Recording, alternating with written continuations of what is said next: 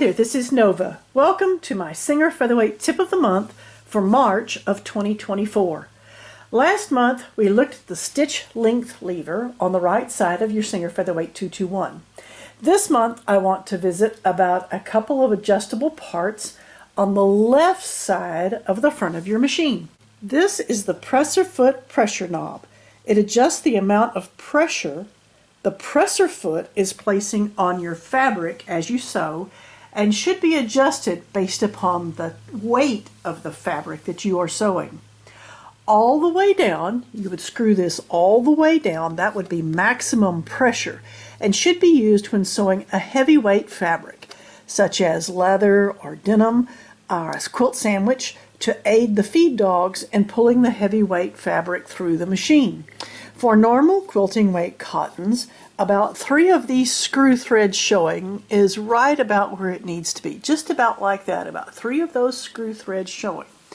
For lightweight fabrics like tulle or chiffon or silk dupioni, etc., about 6 of those threads showing should be just about right. You never want to unscrew this knob more than with about 6 threads showing. There's a spring underneath there, and it is what is controlled. It helps the presser foot float as you are sewing over fabric seams, that type of thing. Additionally, if you are paper piecing, you'll need to run this screw all the way down. That will keep the paper from slipping underneath your presser foot. This is your tension knob. This is what controls the tension on the top thread when you are sewing. You need to adjust the tension when you change weights of thread, not different types of fabric, but weights of thread. To adjust the tension, you only move the silver knob that is here on the front of this tension assembly. You move that from the right, you turn it right or left. You never push in on anything. To tighten the tension, you would turn it to a higher number. You would do this when you're using a lighter weight thread, such as if I were going from a superior masterpiece thread to a kimono silk thread. I would turn that to the right because the kimono silk is a very lightweight thread, a very thin thread. So I would want to increase the tension, go to a higher number, and it would make those tension discs squeeze harder on the thread as it is running through.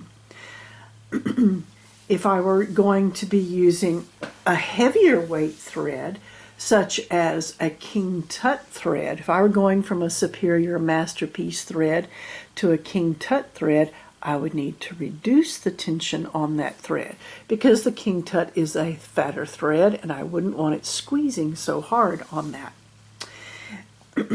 Nova's Featherweight Tension Card is a great guide to help you learn how to correctly adjust the tension on your machine. It is a wonderful, wonderful tool that I was able to create during the COVID crisis to help you learn to correctly adjust that tension. Some early machines did not have numbers on the dial. There's nothing missing from those machines. Please don't let someone convince you that you need to replace that original tension assembly. The ones without numbers will work just fine. You simply can't set it to number 4 for Superior Masterpiece 50 weight thread. That is how, when I service a machine, I always set it to number 4 for what most of us are using, which is quilting weight cottons.